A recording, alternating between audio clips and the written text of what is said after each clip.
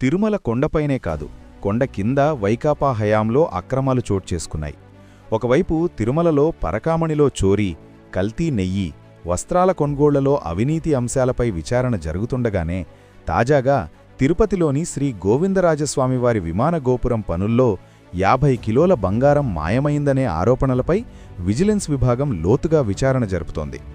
బంగారు తాపడం పనుల పేరుతో 30 విగ్రహాలు ధ్వంసమైన విషయం కూడా తెరపైకొచ్చింది. తిరుపతిలోని శ్రీ గోవిందరాజస్వామివారి ఆలయానికి ఎంతో ప్రాముఖ్యం ఉంది. వైకాపా హయాంలో 2022-23 మధ్యకాలంలో ఈ ఆలయ విమాన గోపురానికి బంగారు తాపడం పనులు చేసేందుకు తిరుమల తిరుపతి దేవస్థానం టీటీడీ 100 కిలోల బంగారం కేటాయించింది. ఇందులో భాగంగా 9 పొరలతో తాపడం చేయాల్సి ఉండగా 2 పొరలతో సరిపెట్టి దాదాపు సగం బంగారాన్ని మాయం చేసినట్లు ఆరోపణలున్నాయి. విమాన గోపురంపై 30 విగ్రహాలు ధ్వంసం చేసి ఆపై బంగారు తాపడం పనులు చేసినట్లు అప్పట్లోనే ఆరోపణలొచ్చాయి.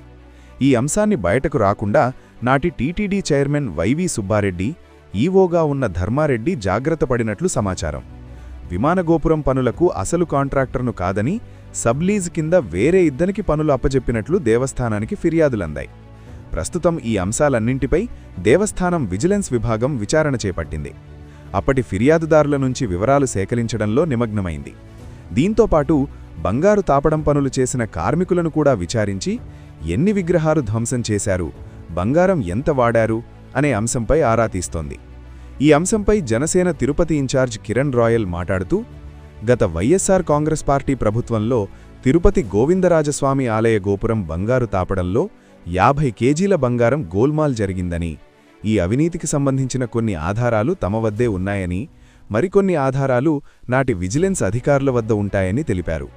తాపడం ముసుగులో దాదాపు 50 కేజీల బంగారాన్ని దోచుకోవడమే కాక 100 ఏళ్ల చరిత్ర కలిగిన పురాతన దేవతా విగ్రహాలను తొలగించారని, ఈ సంఘటనపై కొందరు ఆనాడే కేసు వేశారని, కానీ నాటి టీటీడీ అధికారులు వారిని బెదిరించి ఫిర్యాదును విత్డ్రా చేయించారని ఆరోపించారు. ప్రస్తుతం తాపడమున్న బంగారం క్వాలిటీ చెక్ చేయాలని, దీనిపై కూటమి ప్రభుత్వం పూర్తి విచారణ చేసి బాధ్యులపై తగిన కఠిన చర్యలు తీసుకోవాలని కిరణ్ రాయల్ కోరారు.